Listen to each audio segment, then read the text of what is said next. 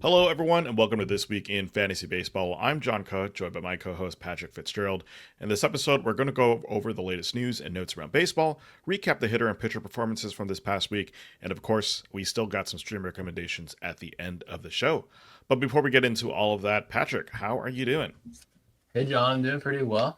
He's got a couple weeks left in the season, so we're on the home stretch here. I'm just hoping that my fantasy teams can finish as strong as my real life team. The Orioles, they're playing well. Not that it matters too much, but just swept the Pirates and took 5 out of 6 from the Dodgers and Padres last week. So just hoping they can take a little momentum into next year, but we'll see. How are you? I'm doing all right. I've got one team left. I think that is in contention for the playoffs. And then I've got a roto team that has slowly been diminished, just been bad. I was like first back in May and June. You feel great about your team, and I think I've dropped to seventh. So um, I'm hoping opposite of you that my fantasy teams do better than my real life team because the Twins have just been awful. They got swept by the White Sox last week, and then I believe lost 2 out of 3 to the Angels and have a fun little weekend series with the Diamondbacks this weekend. And it's just horrible baseball all around. But at least Royce Lewis is hitting the ball. I guess we got that going for us. Yeah, the White Sox have sneakily been playing some decent baseball recently. I'm interested to see, if they're actually somewhat of a competitive team next year. Yeah, not to be so depressing, and I think I mentioned this last week already. I would not be surprised if the Twins finish with a worse record than the White Sox next year, because they kind of already did that in the second half of the season. They've been pretty awful. So yeah, maybe they can get some inspiration from the Orioles and go from a team that everyone was writing off to. Not that you're competing for playoffs or anything, but at least like you're finishing the season strong and looking Yeah. good. hmm Yeah, at least it's an interesting baseball to watch. Yeah, exactly. Well, anyways, before we get into the rest of the episode, just a reminder that you can follow us on Twitter at ThisWeekPL. You can send us your fantasy baseball questions to our email at thisweekplpod@gmail.com. Lastly, make sure you subscribe to or follow the podcast on whatever streaming platform that you listen to. We're on all of them: Spotify, Apple Podcasts, YouTube. Wherever you listen, make sure you follow us and leave a 5-star review if you enjoy the show. We are going to get started with injury news, and a lot of these injury placements are just going to be guys that we're not going to be seeing for the rest of the season. It is almost halfway through September, really middle of week 2 September, and so for a bunch of these guys who might be on the 15-day IL or the 10-day IL, it's likely that they're not coming back for the season. So some of these guys you could probably feel good about dropping, but some of them you might want to keep on just in case you're somehow in the playoffs, in the finals, and you need a guy in like the second week or something like that. So anyways, we're going to start with Reed Detmers of the Angels. He was initially day-to-day, but then was put on the 15-day IL with left elbow inflammation. Never love to hear that for a pitcher. Super unfortunate for Detmers, who I don't know if I'd call him turning his career around this season, but he's actually kind of been nice in the bullpen for the Angels. Obviously, you'd like him to be a starter, but he's actually shown a little bit of promise as a reliever for that team. Luis Garcia of the Astros going on the injury list with right elbow discomfort. This, of course, is him just returning from Tommy John, and it looks like maybe something flared up for him that the Astros just want to be careful about.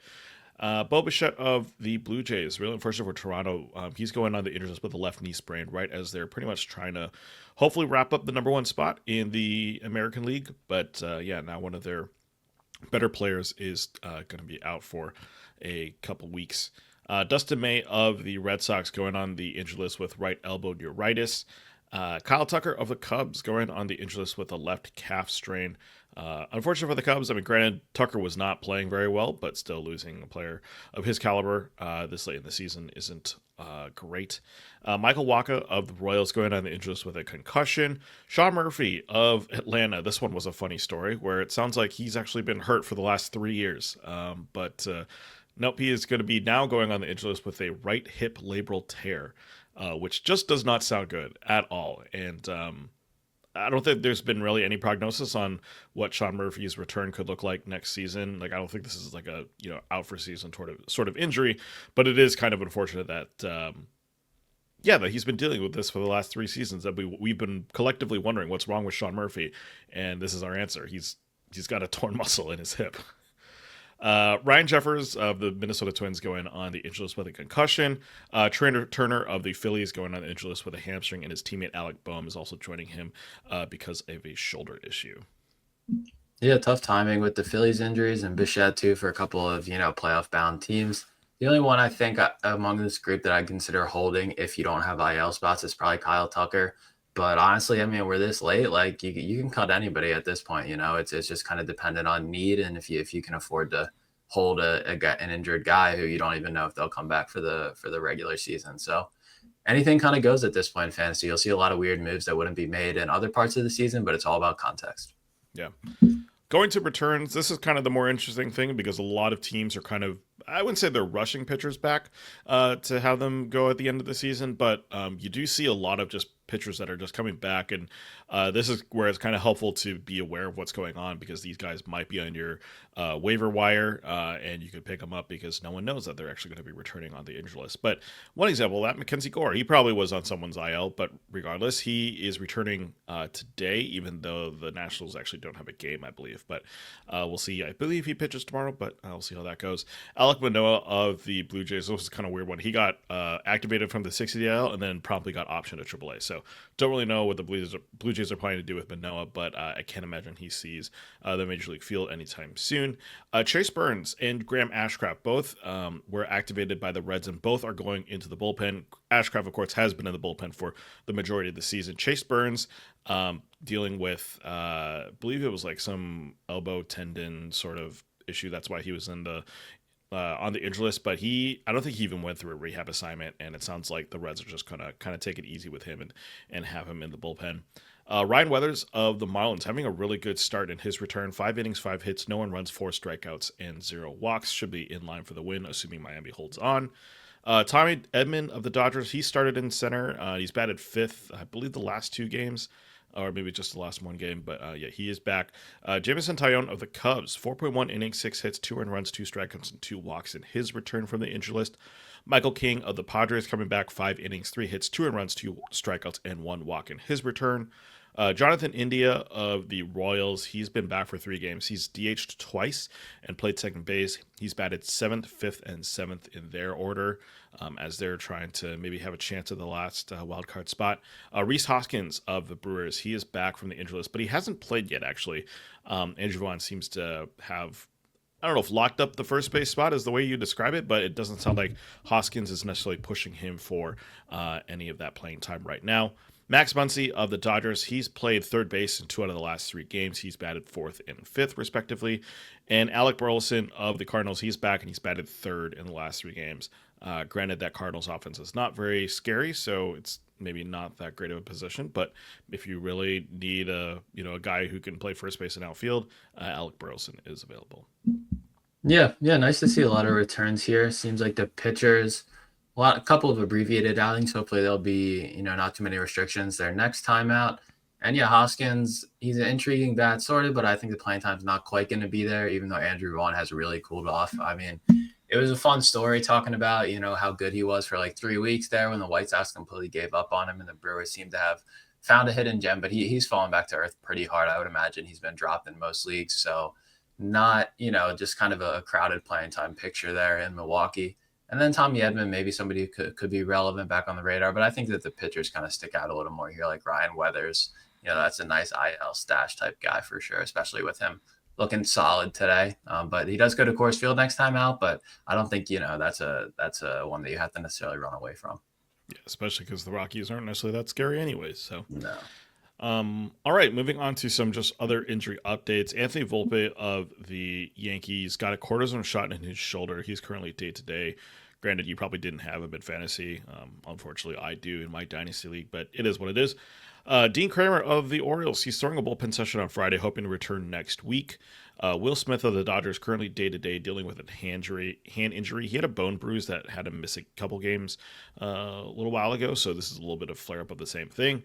Roki Sasaki of the Dodgers, not really anything that's going to impact your fantasy teams, but he could be part of the team's postseason plans, which could mean that the Dodgers get him into some relief appearances down the stretch, which would be hilarious if you picked up Roki Sasaki to get some holds by the end of the season. But nonetheless, he did touch 98, so he doesn't look like he's completely cooked, right? Some of the concerns in his earlier rehab starts was that the velocity wasn't there, but it seems to have come back a little bit. So the Dodgers noticed that and kind of are interested in maybe seeing what he can do in on their team in October.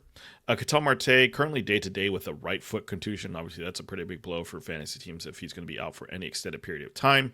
Willing Contreras of the Brewers, kind of similar thing. He's got a forearm contusion. He's also day to day. So just monitor those two guys who are clearly premium guys at their position. So if that if you have to make the pivot quick.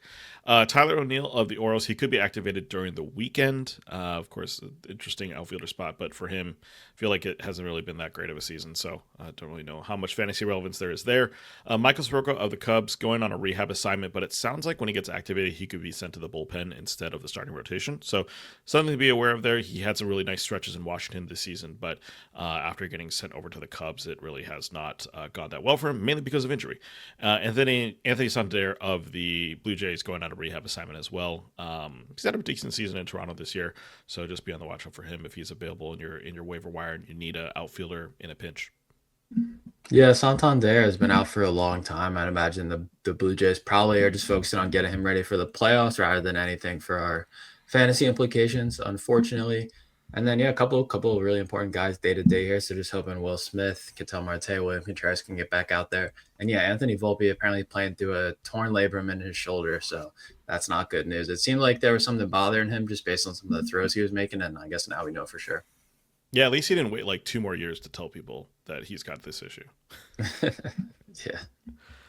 All right. Well, that is it for injury news. Obviously, with some of these things too, like I think we might have mentioned this last week. Like September 1st is the deadline for a lot of teams to get players onto the roster so that they could qualify for the playoff roster. So now it's going to be kind of interesting in who they call up. They teams might be less reticent to just call people up because they want to keep some continuity before the playoffs. But regardless, still some moves going on injury wise that just need to be paying attention to, especially in the playoffs where if you need to make those daily moves, you're going to have to be kind of on those on what's going on in the injury news world.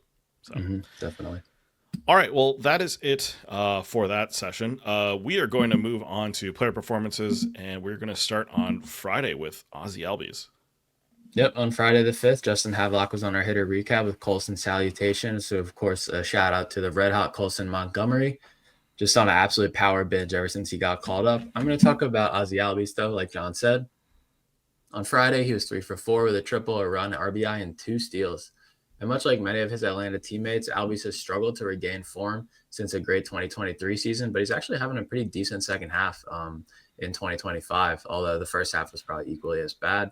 In last night's game on Friday, the 2 steal performance had him eclipsing his first half stats in less than half as many games. So he's up to 8 homers, 9 steals, and he's slashing 294, 354, 492 in the second half since the All-Star break, so the non-mathematical second half, right?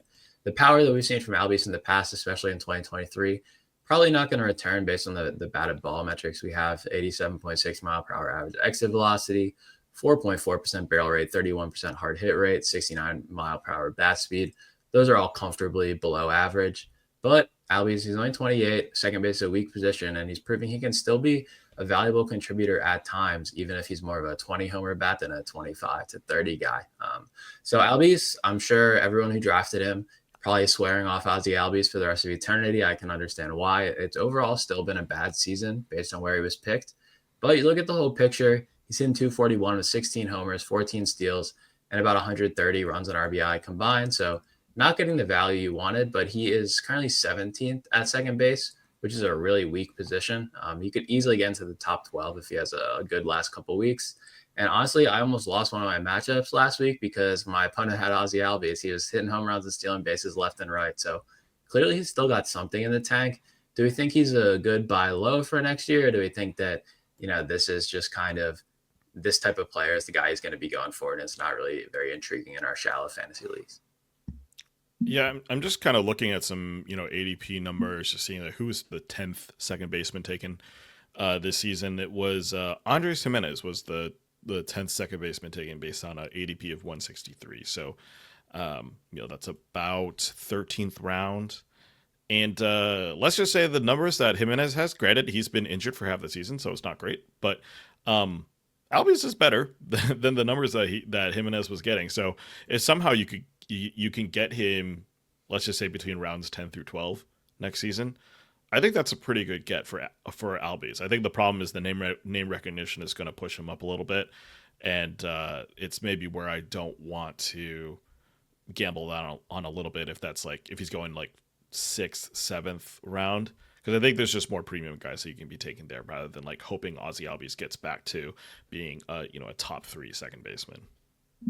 Yeah, yeah, it's tough. I think in like our shallower leagues where we might not have an MI spot, like you don't want him to be a starting second baseman most likely. So I think it's more going to be relevant in like NFBC where you have the MI spot and you start like 14 hitters. So it'll be interesting to see where the price settles. Obviously, it's going to tank. It's just a question of how far. I'm thinking of like him compared to someone like Luis Garcia Jr., who actually has a really similar line, better batting average at 262, but 13 at 13, and then right around 130 runs and RBIs too.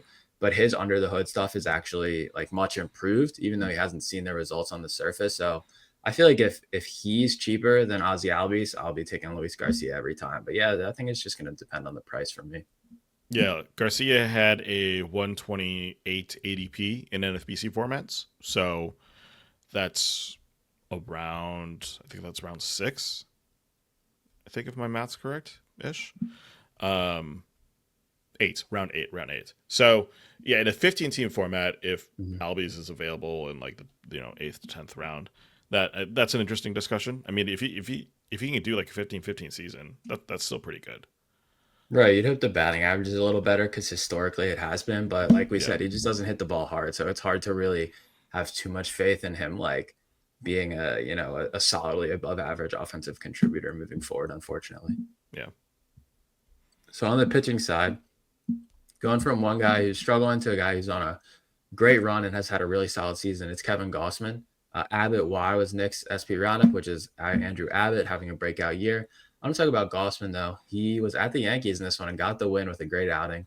8 innings, one earned, 4 hits, one walk, 5 strikeouts, 14 whiffs, 27% CSW on 105 pitches.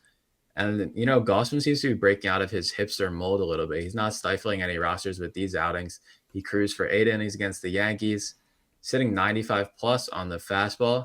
And however, it did have a little bit of good batted ball luck in terms of 17 balls in play on it, and 8 were hit pretty hard, but he only allowed 4 hits. And then the splitter was fantastic. It's always been his go-to offering. 60% strikes, 8 whiffs, and 6 outs on 6 balls in play. So, like we're saying here, he's getting a lot of outs on balls in play despite some hard contact. So you don't want to overlook the BABIP fortune that he had in this one. And Nick felt like the start against Houston would be tough, but we have the benefit of hindsight. And Gausman just pitched earlier today, and he threw a complete game shutout on 100 pitches. So he's on a great run right now. That's one earned over his last 17 innings and 2 outings. So he's just been a workhorse lately. So his ERA, he's pushed it with these 2 great outings below 3.5, and the whip is right around 1.00. So that's an elite mark combined with a decent ERA. So do we feel like Gausman is just kind of having, after a down 2024, is this just a good season from the BABIP gods? He does have like a 240 BABIP, which is 60 points below his career average. So clearly some good luck going on here. Do we think that Gausman is, going to be a reliable guy going forward, or do we have some concerns that he might just regress to last year's form? Yeah, I mean, I think the number I care about the most is just how is the splitter looking, and just looking at CSW, 26% this year on CSW for the splitter, 22% last year. His career average is really more around 30. That's kind of where that pitch has been. It's kind of hovered between 28 to 32, 33 in the past 6 seasons before last year. So the fact that his splitter is doing well, I think, is huge. And the fact that his fastball hasn't lost a touch, I think, is good as well. Really speaks to the ability for him to kind of continue that two pitch mix that he's got and succeed with it. So I think last year is more of the aberration. That being said, I don't think we're going to get to Kevin Gausman of like 3-4 years ago, right? I don't think that guy's there. But this Kevin Gausman, I think can still stick around for a couple seasons. Yeah, I'm with you. I mean, it's going to be his age 35 season next year, so we'll see how, how he ages, although he's kind of a late bloomer, so it'll be interesting to see. But yeah, I think I agree generally. I think the truth of his talent right now is just kind of somewhere in the middle of the last two seasons, right? Like the one whip with a 3.5 ERA, that's probably a little bit misleading on the high side, and then last year 3.83 ERA and a 1.22 whip. I think he's a little better than that. So yeah, I think he's like a really nice kind of mid rotation guy to have on your team, but he is going to help you more with volume and wins and whip than ERA. So there's probably going to be some outings, where he gets blasted for like 5 runs in 5 innings, and it's going to drive you a little crazy. But I think at the end of the year, you're generally going to be happy with what you got. I think he was going like top 50 last year. So clearly you're disappointed at that price, but I don't think we're ever going to see that again for him, even coming off a great year like this. Yeah, and the other thing that maybe is nice to add is that Toronto looks like a really good team. I know there was some concerns about that, even earlier this year, but yeah, they look like a good team that could get you wins, and that helps Gausman even more to just become a four category guy in starting pitching. Yep, they're gonna lose Bishop, but I guess they might not lose him, right? He's gonna be a free agent, but most of the core still stand together, so you'd expect them to still be decent next year. Yeah. All right, moving on to Saturday's games. Thanks to Kevin O'Brien for the Sal We Dance hitter recap article referring to Sal Stewart of the Cincinnati Reds. But we're going to talk about Christian Walker, who had a nice night, 2 for 5 with a double, a homer, 2 runs, and 2 RBI. It was the Battle of Texas between the Astros and the Rangers on Saturday. And the Astros just cleaned the Rangers' clock, 11-0. And Walker was obviously really good. He hit his 22nd homer of the year on Saturday. And in the second half of the season, it's been decent for Walker. He's been hitting 244 with a 798 OPS. He's had 10 homers and 193 plate appearances. But if you look at the season overall, it's been pretty disappointing from a fantasy perspective. 234 average and a 706 OPS. He, kind of like Gausman, is entering his age 35 season next year. And Walker, for the longest time for me, had been a guy that, is kind of, I'd jokingly call him a poor man's top 5 first baseman, where he doesn't get drafted like a top 5 guy, like Alonso or Vlad, or even like Freddie Freeman a couple years back. But the numbers he puts up are almost just as good. He's not that elite, but he's just really solid, and you don't regret drafting him. And this year was kind of the year that you probably did regret drafting him. He's ranked as the 20th first baseman right now based on year-to-date numbers. And that obviously is just not very good for a guy who was going in the top 10 in most drafts. What's your take on Walker this season? Is this year just kind of like a weird year where he was getting acclimated to a new spot in Houston, or is he kind of cooked and really should only be looked at in deep leagues? Yeah, it's tough. I think, he could be like a last round pick in shallower leagues. I definitely wouldn't want him similarly to Albies as my starting first baseman. He's definitely a sneaky older guy. He was a late career breakout. He was in the Orioles system, like coming up with Trey Mancini, and they just didn't have room for him. And he didn't get a full-time role in the majors until he was 28, right? So he hasn't been around that long. So you'd be surprised that it's his age 34 season, but it seems like the aging curve, has definitely come for him a little earlier than we hoped, and obviously the Astros hoped.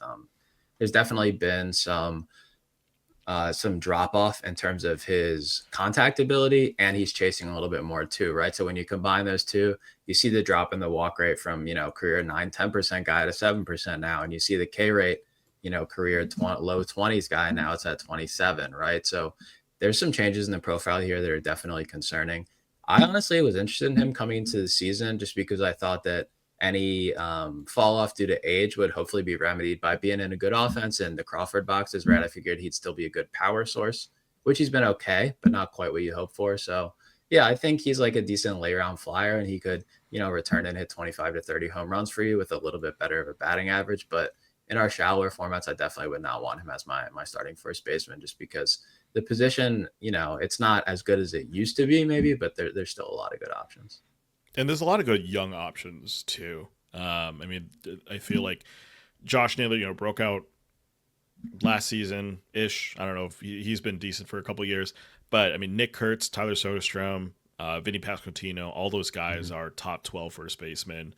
And it's just kind of harder to be a top 12 guy if you're not really doing a bunch of things in at least three categories.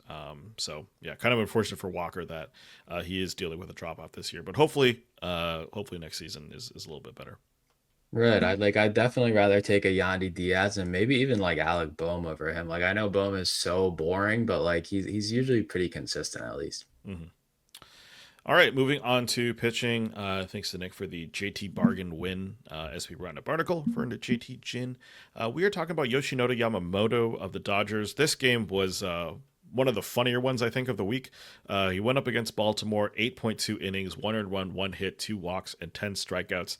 And if you didn't know the lore behind this one, he got into the ninth inning with a no-hitter with 1 out. And then Jackson Holiday decided to ruin his day by going yard. And then the Orioles just decided to ruin his day in general by ultimately winning the game 4-3. So he left a potential no-hitter with a no decision.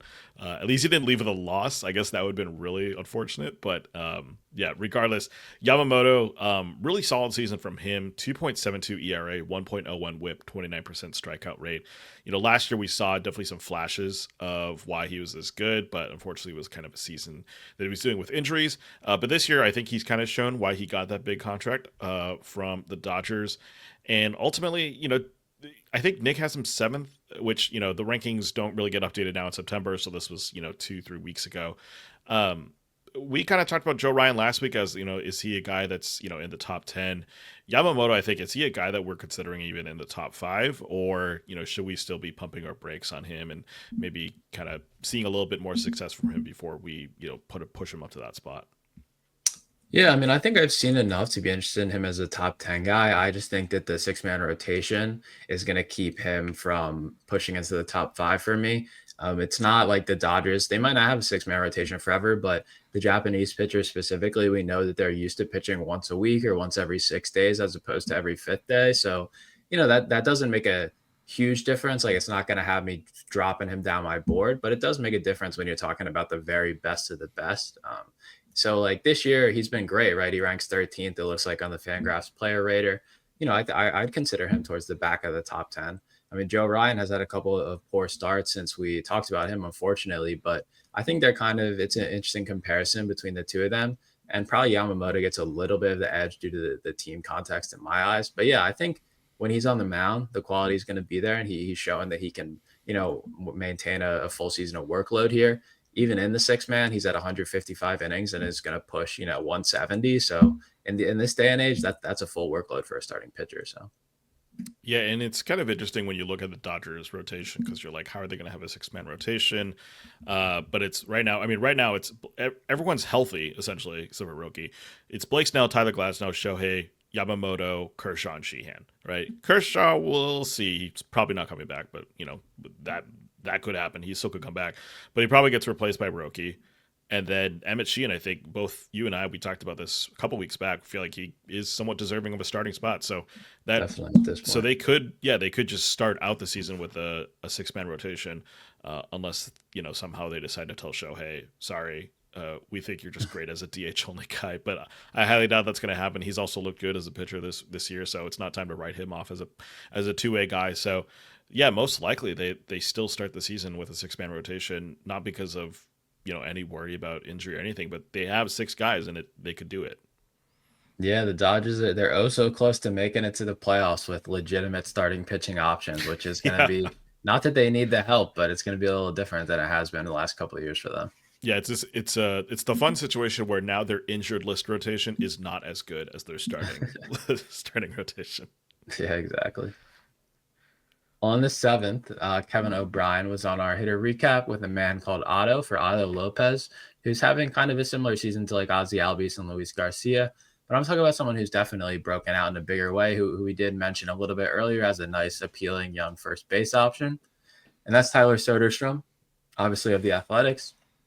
He's 2 for 3 with a home run, a run, RBI, walk, and a steal. So combo meal with a solo shot.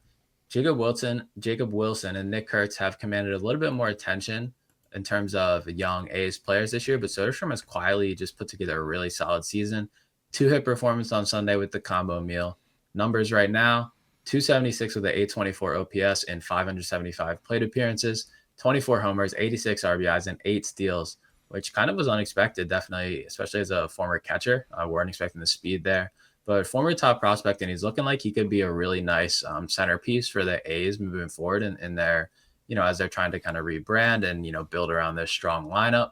And yeah, he's been an asset in pretty much every single category, which definitely was not expected. So are we buying this well-rounded profile from Soderstrom, or do we feel like the power is still kind of his calling card and what what we're depending on or betting on when we draft him in the future?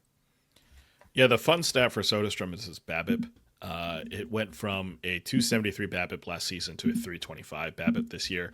And I feel like that BABIP actually is real in the sense that he's played half his games at Sacramento, right? Like that park is helping all these A's batters so much. And Soderstrom hits the ball hard, and I think we kind of forget he went on an absolute run at the beginning of the season where I had him on a fantasy team, and then I think I dropped him just because I don't know, I didn't have space for him, and then I think he went off and just was the best batter for a 2-week stretch or something like that. So yeah, even though he is getting overshadowed by some of his other teammates, I think he's still really solid. I don't think he's going to get to his 275 average, only because it is a career high for him. And last year he was at 233. Maybe you could point to the fact that he has a lower strikeout rate as a reason why this is real. But I'd probably expect him to be more like a 250, 260 guy. But that still leaves him as a really good contributor in at least 3 categories and not a negative in average, which I think is a positive thing from drafting a first baseman that isn't one of the top 3 guys.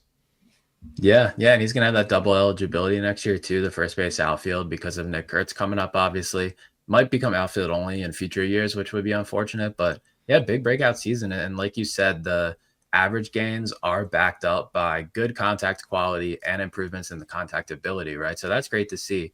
I wouldn't be surprised if he gives back a little bit of the strikeout gains or a little bit of the contact gains and falls into that 250, 260 range, like you're saying. But I think the lineup in the home park just offers a really nice floor for Soderstrom, at least, as long as they stay in Sacramento, which is going to be at least another year. So yeah, it's been a really nice kind of quiet breakout season. It looked like it was maybe a hot month or two, and then he was going to fall off, but he's continued to play really well the last 6 weeks or so, and he's showing, that he can be a solid middle of the order bat for them. So that's been cool. Yeah, real ones will remember though when Tyler Soderstrom had catcher eligibility. Those were the fun days. Right. It looked like he was going to be. It looked like he was going to be a power only batting average sink classic catcher option, but he's kind of remade his game all around. Yeah, it's actually kind of incredible for the A's just in general how much Sacramento has just made their team fantasy viable. At least the hitters, Shea Langoliers is not an absolute sinkhole in average either now, which is great. No. And yeah, even Nick Kurtz as a rookie, he's been pretty decent, and Jacob Wilson's been, shockingly, I don't know how, but he's one of the best shortstops in the majors right now. Yeah, quite the young core. I'll see if they can build a staff around it, but it's going to be a challenge in that ballpark. Yeah, if only Lawrence Butler can kind of re-find his magic. Yeah, true. On the pitching side, on the 7th, Sproat the Raven Forevermore was Nick's SP Roundup, which is, of course, a shout-out to Brandon Sproat and Edgar Allan Poe there, so that's cool. I'm going to talk about another young guy who's kind of quietly put together a really solid season, maybe like a Tyler Soderstrom on the pitching side, and that's Ryne Nelson of the Diamondbacks. He was home against Boston this one and took a no decision, but threw really well. 6 innings, 1 earned, 3 hits, 3 walks, only 3 strikeouts, 11 whiffs, 25% CSW on 105 pitches. Ryne Nelson is he's an interesting pitcher because he's kind of been in a swingman role at points in his career, but now he's full-time in the rotation after the Diamondbacks have had some injuries and traded away Merrill Kelly, obviously. And it's all about the fastball for Ryne Nelson. His four-seamer is honestly probably his only good pitch, but it's a plus pitch. Great shape, great vertical break. He throws it a ton, 60% of the time. And he's still trying to find, kind of like Joe Ryan, those secondary offerings. Curveball is looking like his primary secondary at this point in time to both righties and lefties. And Nick feels like it's a good option for him as long as he can keep up that 60+% strike rate. And it seems like maybe just one more start for us with Nelson this year, though, because he's at at Minnesota this weekend, but then home against Philly and the Dodgers to close out the year, which is a little risky. But I will say we've talked about how Philly is not quite as strong now with Bohm and Turner out. So I think I might keep Nelson in for that one too.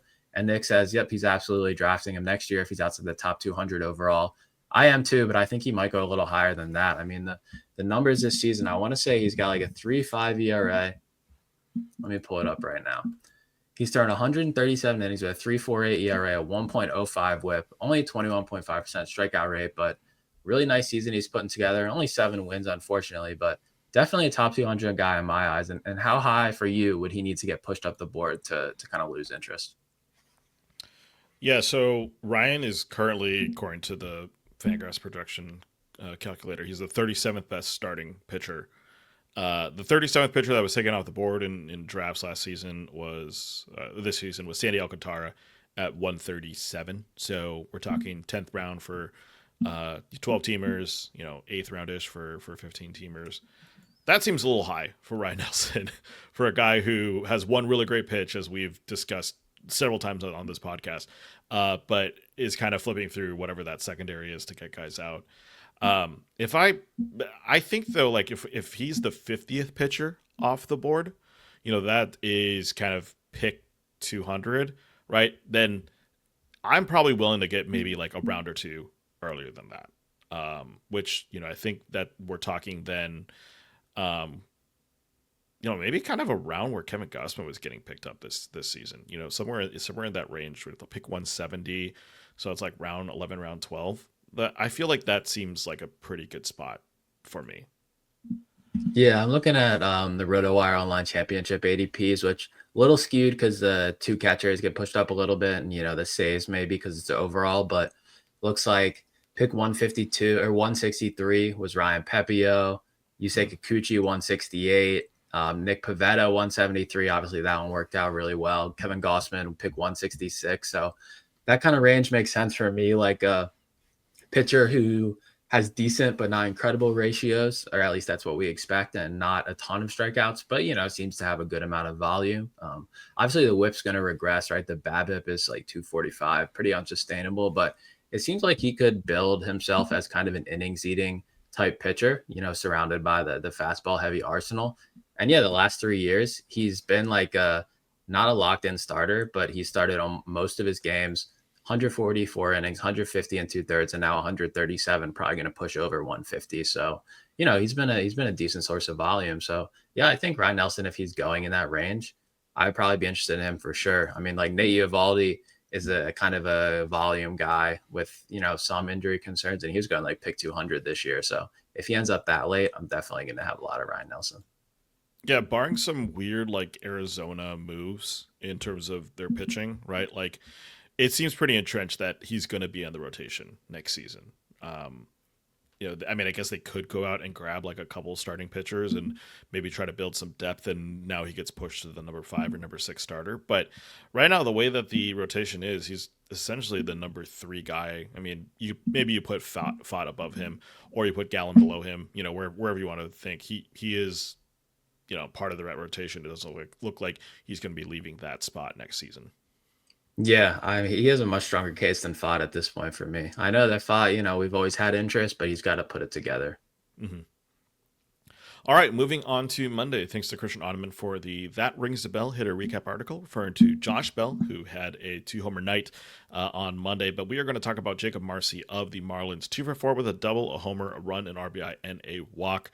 The sample size is still a little too small to know really how good Marsee has been. We talked about him a couple of weeks ago, and he just was on fire back then. And he's still been pretty decent. And he's cooled off, obviously. He's not as crazy good as he was about a month ago, but he's still, a guy who's contributing in all 5 categories.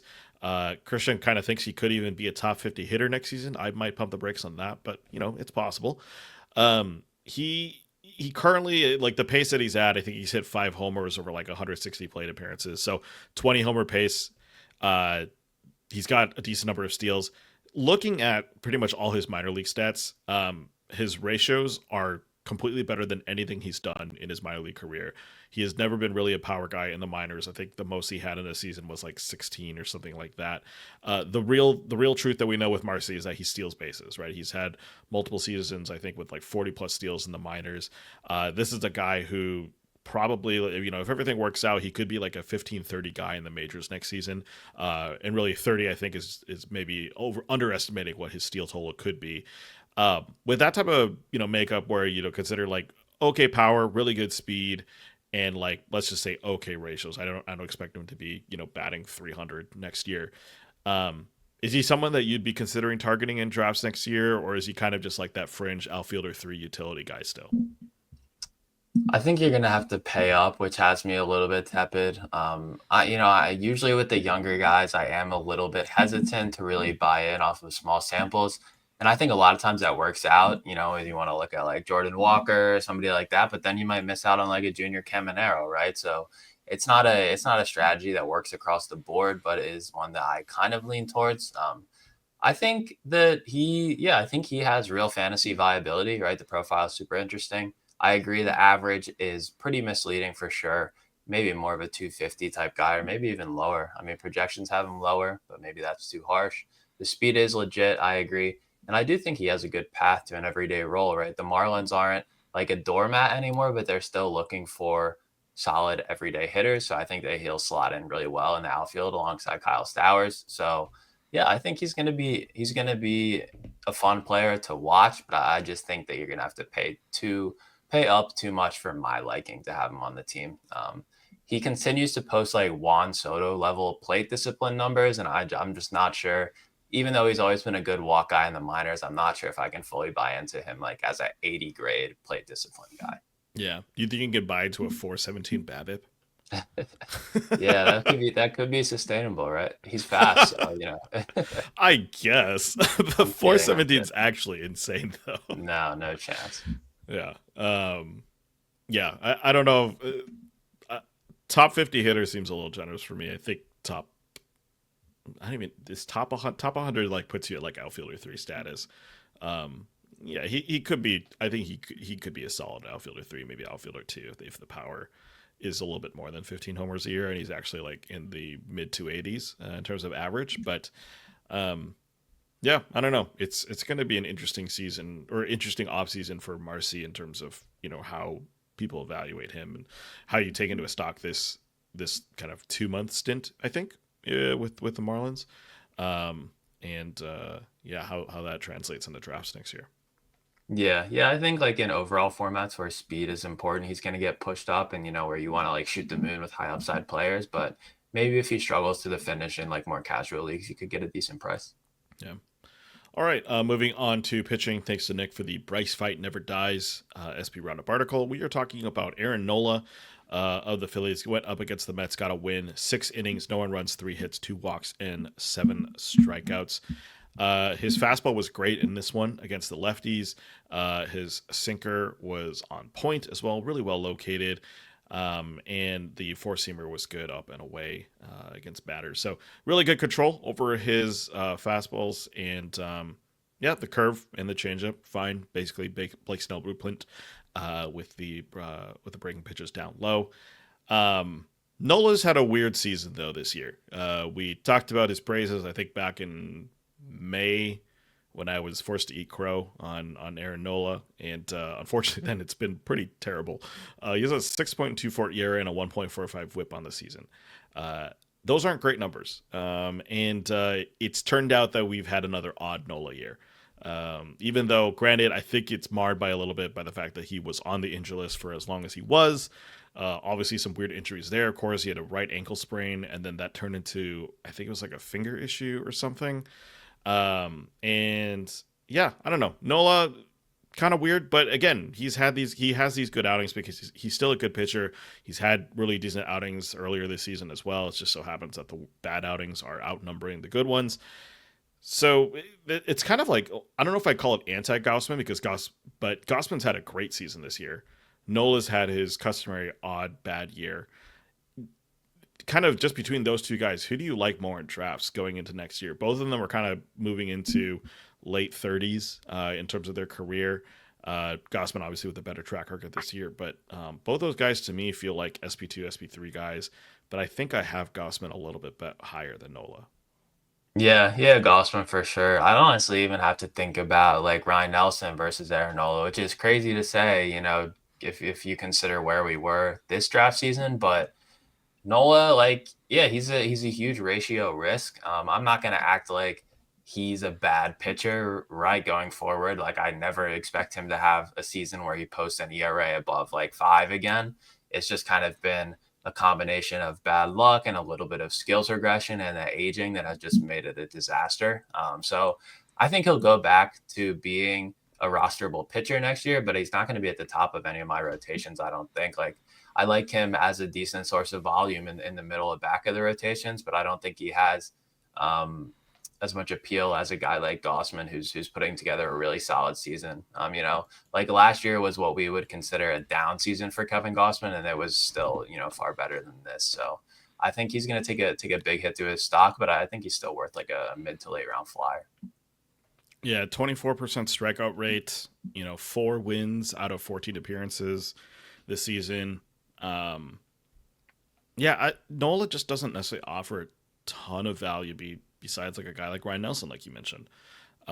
So yeah, it's going to be kind of interesting. I think I'm a stay away from Nola just in general. I think unless it's like a dirt cheap price for him, I don't think I'm going to be willing to draft him high enough or pay up for him to get hopefully a good version of him next season.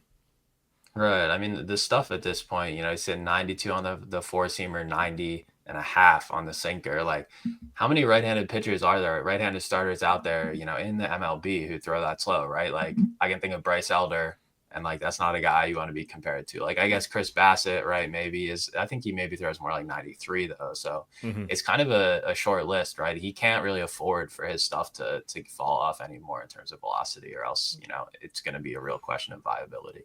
Yeah. So going to the 9th, Tuesday the 9th, Scott McDermott was on the hitter recap with Romeo and Michelle's high school reunion. Apparently that's a movie, Romeo and Michelle's high school reunion. Haven't seen it, but looked it up to make sure I knew what it was a reference to. And we're going to talk about PCA, Pete Armstrong, outfielder for the Cubs. Talked about him a couple of times. He's having a few better games recently, but still a really poor second half. On this day, he was 1 for 2 at the run, 2 RBIs, a walk, and 2 steals. His OPS dipped below 800 for the first time since April 22nd last week, and it was a miserable August, 446 OPS, but bounced back a little bit on Tuesday and showing some signs of life so far in September. He's up to 3 steals this month, which is more than he had all of last month, and he's hitting over 300 for the month, while he hit only 160 in August. It looks like lefties are always kind of going to be able to attack PCA. He's only slashing 186, 220, 385 against them this year. But he faced a lot of righties in this one, including Spencer Strider, and put together a decent game. PCA kind of looked like a league winner. Still, super happy with what you've gotten overall, despite the awful second half. I think we were talking about him as maybe even like a first round guy because he was on a 40-40 pace. Now he's definitely slowed down, especially in the batting average department. So do we feel like he still holds on to like second round value? Let's say 12 teamer, so top 24 player. Are you kind of more comfortable with him in the third? Yeah, I guess my question is like if we get the August version of PCA is like the worst version, right? So he's not going to be that all next year. If he has that 30-40 potential, though, I don't see how he leaves the second round undrafted. And I don't know if I'm willing to make that gamble based on how bad this month was, but also like he's also had 4 good months prior to this, right? So I think that all being said, I think he's still a second rounder next year just because of that 30-30, 30-30 potential, right? Like we've kind of seen that with guys like Julio, where it's like, oh man, like where's the production? But then he gets there somehow. And he becomes a kind of de facto first rounder because you just feel like that 30-30 could be there. So yeah, I think PCA is still a second rounder. I am kind of curious though how it's gonna look compared to like what Cedric Mullins was getting drafted after his 30-30 season, right? I think there was still some pumping the brakes a little bit on Mullins after his 30-30 year, where like it wasn't like he was getting drafted as a first rounder, but he was probably going in the third. Maybe even I don't know. I don't think he probably got to the fourth at that point. So I could maybe PCA lasts to the third, but I think it's unlikely just because that potential is there. Yeah, and obviously he's a lot younger than Mullins. He's on a different career trajectory, so I think second round is probably right. I don't think I'll be the one, but I think there'll be someone in every draft room who wants to take him that high. So I think his price is going to stay there. I remember when we talked about him, I guess it was probably like 2 or 3 months ago now, and like I was like, the batting average is not legit. It's going to fall off. And I mean, it has, but it was worse than I expected, right? Like, I Yeah. definitely didn't expect it to come, crashing to a halt like this. But you still look at the big picture, and he could easily go 30, 40. So, still a great season. The lefty stuff is a little concerning, but I think it's not the type of thing where we have to worry about playing time. He's such a good fielder that he's probably going to be in the lineup still 150 games a year. I think it'll more be the type of thing where if he has an off day, it's going to be against the lefty, and sometimes he might hit, in the kind of middle to bottom of the order against lefties instead of closer to the top. So that might affect the counting stats a little bit. But I don't think it's the type of thing where you have to like ever worry about him as a platoon hitter. He's just too good of a real life player to have any of those types of concerns. Yeah, definitely. The most valuable thing he's got for him is just his glove. Uh, Yeah. not which is kind of funny, but it does mean that yeah, he's just there's no danger of him getting platooned. Right. It just speaks to, what fantasy is like, right? He has a 114 WRC plus, so he's only a slightly above average real life hitter, but that's not what we care about, right? We care about the category production, and he offers a ton of that. On the pitching side, another guy who struggled lately, but has kind of struggled all year, and it's unfortunate, I'm sure, for you as a Twins fan, and also for me as a big fan of this guy. And that's Zebby Matthews. Pennant for Connolly was Nick's SP roundup, which was a shout out to Connolly early, a Red Sox pitching prospect who had a great career debut against the A's. But I'll talk about Zebby. He was at the Angels in this one, took the loss, 4 2/3, 5 earned, 7 hits, 2 walks, 5 Ks, 13 whiffs, 25% CSW, 97 pitches. And Nick, is bummed too by these struggles. Matthews had a great start. Last time out, he was pretty solid. And then this one, he got off to a really nice start, and then just a couple of really bad innings. He just can't get in a groove. And Nick's feeling like he's a poor execution, awesome stuff guy, which is a label that we slap on some promising arms that just haven't been able to get it going. And Nick is worried about, having much confidence in him in 2026 just based on the struggles we've seen at the major league level over 2 seasons. The stuff looks good, right? And he does get a decent amount of strikeouts, but it seems like it's just not quite at a good enough level when combined with the location to really mow down hitters. So, yeah, I mean, Zebby, he started the year in the minors, right? So you didn't have to invest a big draft pick in him, but I thought he would be a really nice contributor to my teams in the middle and end of the season, but that has not been the case. His ERA is well over 5. And how big of a hit has his stock taken this year? Like, is he just completely off your radar now in 12-team drafts next year? Probably. Yeah, I don't know. I mean, I guess the thing going for him is that he's going to start in the rotation next year. So maybe he is worth like a 23rd round pick, like a last round pick. Just because you just want to see like does he have it? Probably the important thing is like he was in single A at the beginning of last year, right? He shot up through the minors last season, and this year, he still was in AAA. He was dominating AAA. And then when he came into the majors again, we saw all these home run issues for him, or just kind of inability to be consistent for 5, 6 innings. So maybe it's just another offseason of seasoning that he needs. But yeah, for me, I don't think I'm targeting him other than like a last round pick in 12 teamers next year. Yeah, I think that's the case for like shallower 12 teamers for sure. I think like 30 round 12 teamers, like an NFBC, he'll probably be drafted across the board. But yeah, it's a bummer. I was really excited about the velo spike this year too, because it kind of seemed like he was a command over stuff guy and he'd be able to get by. But then he was throwing like a tick to 2 ticks harder, and I thought that a breakout was coming, and just hasn't been the case. He does seem to struggle against lefties a little bit, which I guess makes sense because his best pitch is his slider. So he needs to definitely figure that out. But yeah, hopefully they'll have a couple of good starts to end the year. But yeah, I think that you can kind of watch from the sidelines at the beginning of next year in shallower leagues. But if he has a couple of good starts, I think it would be a guy worth jumping in on for sure. Yeah, the poor execution thing is just the weirdest thing because his walk rates are pristine in the minors, Hmm. but um, yeah, it just isn't. I guess the zone for him is just different in the majors. I guess in trying to command the ball well and not put it in spots where you can get but just destroyed. Right. He probably in the minors, he's a guy who can throw a lot of strikes, and he didn't have to worry as much in the minors about the damage. And obviously, the guys in the big leagues are going to hurt you if you put it in the wrong spot. Yeah. All right, moving on to Wednesday. Thanks to Kyle Stanzel for the Welcome to Jake Berger. Homer the Jake Berger, can I take your order? Hit a recap article. And we are going to talk about Jake Berger. 2 for 4 with 3 runs, 2 homers, 3 RBI.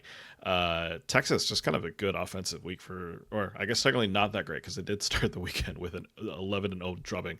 But anyways, Texas, Berger got the scoring started, had a homer in the second inning, 432 feet, and then another 2-run homer in the fifth to give Texas a 3-run lead.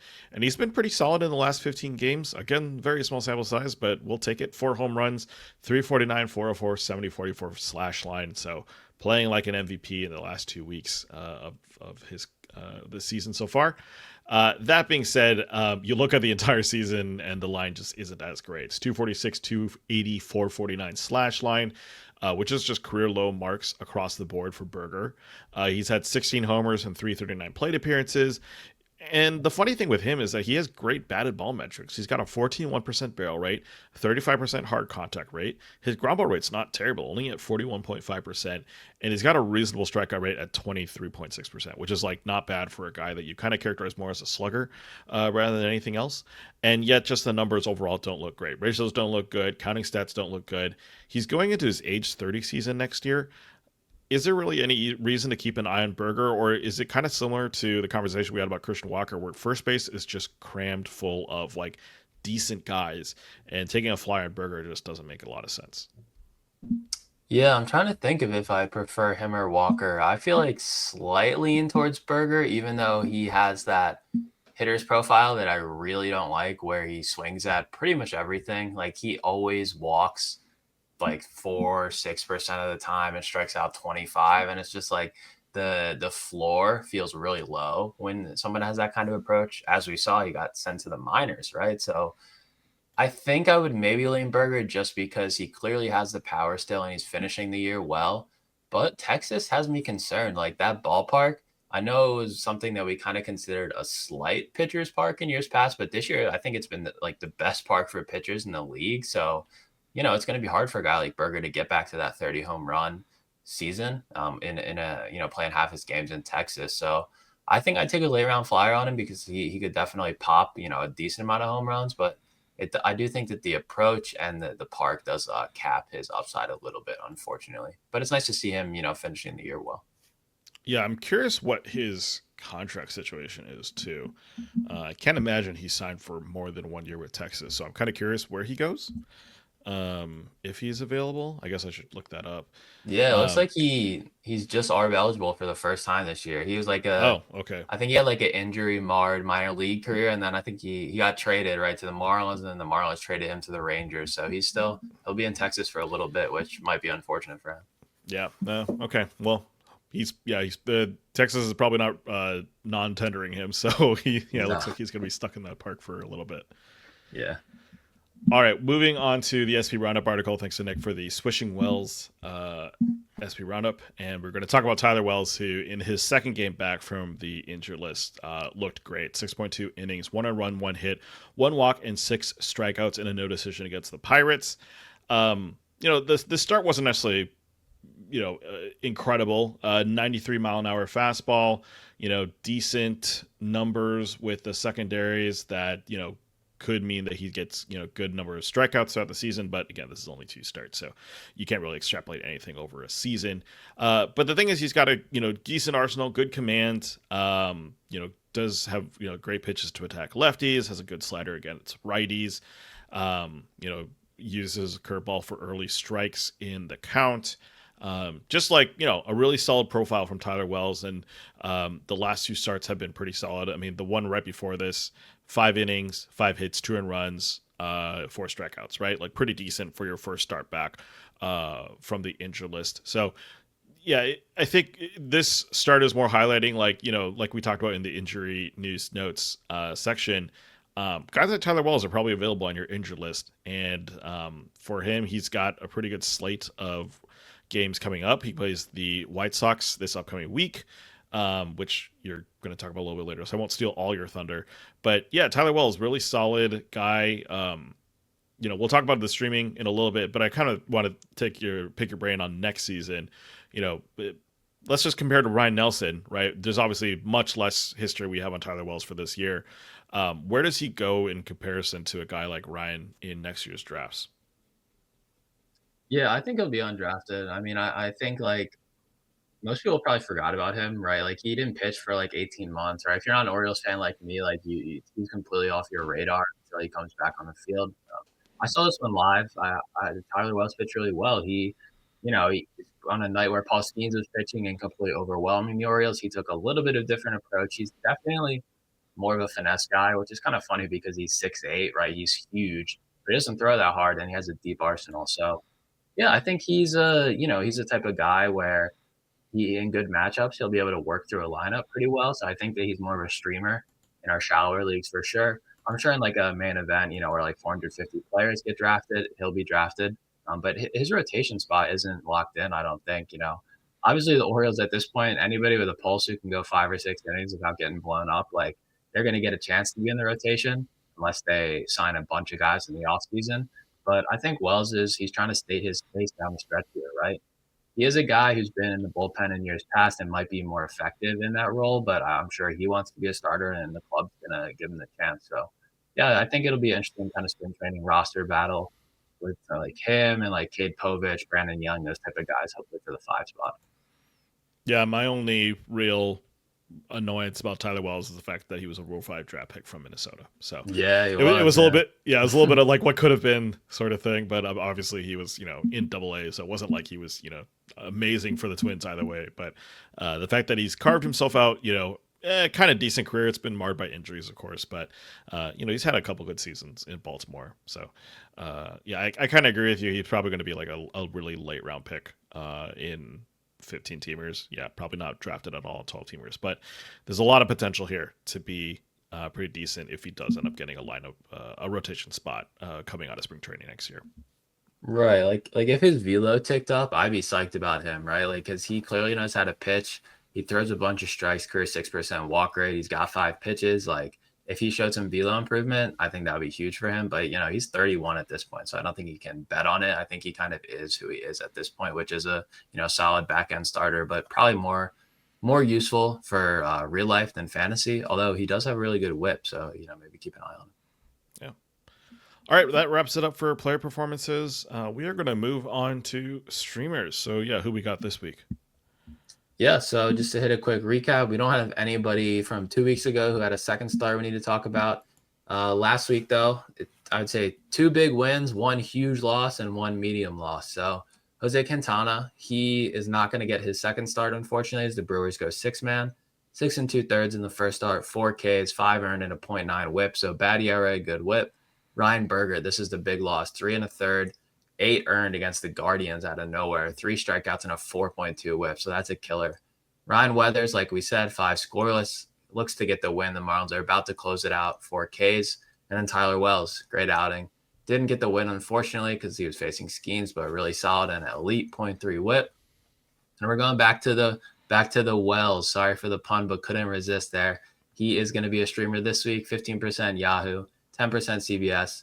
He gets a start at the White Sox, which is not as good of a matchup as the Pirates. They're actually a sneaky, like, average offense right now, but I like the groove that Wells is in. And then he gets home against the Rays to end the season, which I think is also not too bad of a matchup. So you could run both of those. And then Jamison Tyone, we said he's back off the IL. He's maybe a little bit too highly owned to be considered a true streamer, but just wanted to shout him out for 1 start at Pittsburgh. And then Michael McGreevy, another guy we talked about a couple weeks ago, 13% Yahoo, 27% CBS. Had a good outing in Seattle this past week, and he gets Reds carpet this week, so that's worth a look. And then lastly, if you need a 2-start, look towards Jason Alexander. Not one I feel super confident in. He's Houston, 17% Yahoo, 25% CBS. Been in a great groove lately, has a really good changeup, and he could get 2 home starts against Texas and Seattle. Definitely double check the schedule, though, because Luis Garcia just got injured, so there could be some shakeups in the Astros rotation. But if they go 5-man, it does look like he's going to get 2. And 2 starts is a luxury right now. I think like a third of the teams in the league are going with the 6-man rotation with the expanded roster. So if you need volume in a weekly locks league, they're going to come at a premium. So Alexander might be worth a dart. I can't say I feel great about it, but just wanted to toss it out there. Yeah, sometimes volume is the best skill to have this late in the season. Yeah, but yeah, love all those guys. Michael McGreevy is one of those guys where it's just the most boring start ever. It's like 2 strikeouts, but somehow gets you the win, and it's like not bad ratios. Yep, right as Miles Mikolas is ready to ride off into the sunset, the Cardinals have found a new Miles Mikolas. So yeah, worry. Actually, it's kind of incredible. All right, 14% strikeout rate this year. Yeah, exactly. So anyway, those are your streamers for the week. Again, that's it for this episode. But you can find us on This Week PL on Twitter. Send us your comments and questions at thisweekplpod@gmail.com. You can find myself on Twitter at the John Cuh, Patrick at @pfitzgerald_99. If you haven't done so already, please subscribe to the Pitch List podcast feed on Apple, Spotify, YouTube, wherever you listen to your podcast. Leave a 5-star review if you enjoy the show. Lastly, sign up for Pitch List Pro. By doing so, you can join us in the Pitch List Discord. Get advice from all the fantasy experts and writers over there, especially as the playoffs are going on. I'm sure it'd be nice to get some second opinions on the moves that you're making. But yeah, that is all for this week. We'll be back next week with another episode of This Week in Fantasy Baseball. For Patrick, I'm John, and we'll see you in the next one. Later, everyone.